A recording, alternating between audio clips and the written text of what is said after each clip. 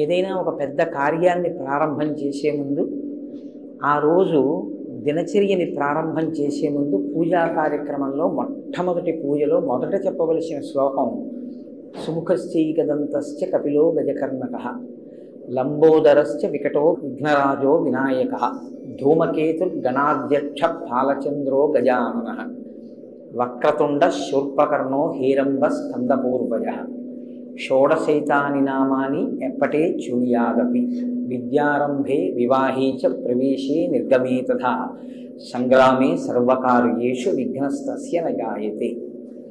అది శ్లోకం. ఇందులో విఘ్నేశ్వరుడికి 16 నామాలు చెప్తారు.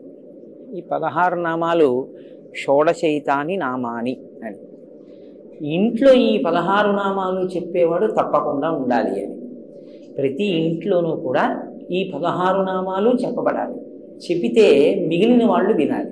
అంటే ఈ శ్లోకాన్ని ప్రతిరోజు పైకే చదవాలి అని గుర్తు. ఇంట్లో మిగిలిన వాళ్ళు దీన్ని చదవలేరు అంటే ఇంటి యజమాని దీన్ని పైకి చెప్పాలి. చెప్తే మిగిలిన వాళ్ళు వినవలసి ఉంటుంది. కనీసం ఏమిటంటే పూజ ప్రారంభం అవుతోంది అంటే వెళ్ళి అక్కడ నిలబడడం కష్టం కాదుగా. పూజ మధ్యలో ఏదైనా అంగం అంటే మాకు తెలియదండి, ఆ సమయానికి ఏదో పనిలో ఉంటాం, ఎలా పెడతాం అనొచ్చు. పూజ ప్రారంభం చేసి ఘంటారామం చేయగానే వెళ్ళి అక్కడ నిలబడడం పెద్ద విశేషం ఏం కాదు. కాబట్టి ప్రతిరోజు మనం ఈ 16 నామాలు చెప్పాలి. కనీసంలో కనీసం పెద్దలు చెప్తున్నప్పుడు వినాలి. 21 కదా విఘ్నేశ్వరుడికి అన్ని పూజకి వాడబడేటటువంటి సంఖ్య. మరి ఈ శ్లోకం దగ్గరికి వచ్చేటప్పటికి 16 అన్నమాట ఎందుకు వాడారు? షోడశైతాని నామాని. 21ని 16 ఎందువల్ల చేయవలసి వచ్చింది అంటే షోడశ కళా ప్రపూర్ణుడు చంద్రుడు. చంద్రుడికి 16 కళలు. 16 కళలు చంద్రుడికి ఉంటే మనిషి జీవితం కూడా షోడశ సంస్కారములతో ఉంటుంది. చిట్ట చివరి సంస్కారం అంత్యేష్టి సంస్కారం. 16 సంస్కారములు నడుస్తాయి మనిషికి. పుట్టుకకి పూర్వం తల్లి గర్భంలో ప్రవేశించినప్పుడు జరిగేటటువంటి సీమంతము అంటుంటారు. కానీ అసలు నిజానికి అది సీమన్నతోత్సవము అని చెప్పి ఆ పాపట భర్త తీస్తాడు. ఆ పాపట భర్త తీసేటటువంటి ఉత్సవానికి ఆ పేరు. అక్కడ ప్రారంభం చేసి శరీరం పడిపోయిన తరువాత చేసేటటువంటి అంత్యేష్టి సంస్కారంతో 16 నడుస్తాయి. మీరు ఎప్పుడైనా ఎవరికైనా అభ్యున్నతిని కోరుకున్న వారైతే ఇవి 16 అడుగుతారు.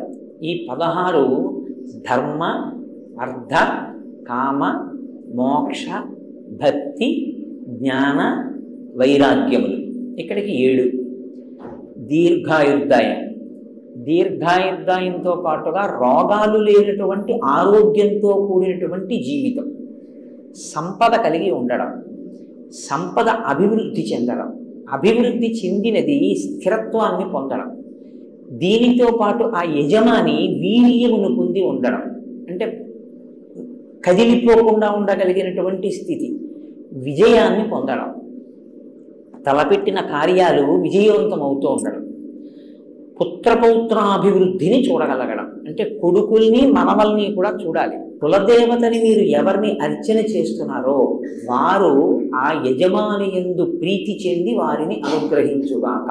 ఈ 16 సిద్ధించడానికి ఏవి విఘ్నాల రూపంలో అడ్డొస్తున్నాయో, ఏవి ప్రతిబంధక రూపంలో వస్తున్నాయో వాటిని తొలగించి ఈ 16ంటిని సిద్ధింపజేయగలిగినటువంటి వాడు గణపతి.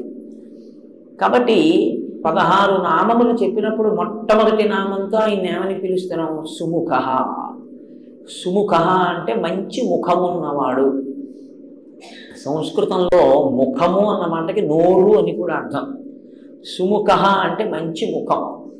ముఖము ఇప్పుడు వస్తుంది, పుట్టుకతో వస్తుంది. విఘ్నేశ్వరుడు యొక్క పుట్టుక ఎలాగా? ఆయన పుట్టుక ఒక స్త్రీ గర్భవాసం చేసి జన్మించిన వాడు కాదు. అమ్మవారు ఆవిడ సుమంగళి, అందున నిత్య సుమంగళి, నిత్య యవ్వనంలో ఉండేటటువంటి తల్లి. అటువంటి తల్లి కనుక ఎప్పుడూ పసుపు రాసుకుని ఉంటుంది ఆవిడ.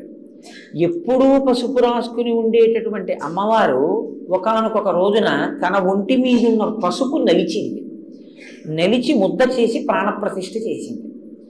ఇప్పుడు విఘ్నేశ్వరుడు యొక్క మొదటి స్వరూపం నరవినాయకుడు.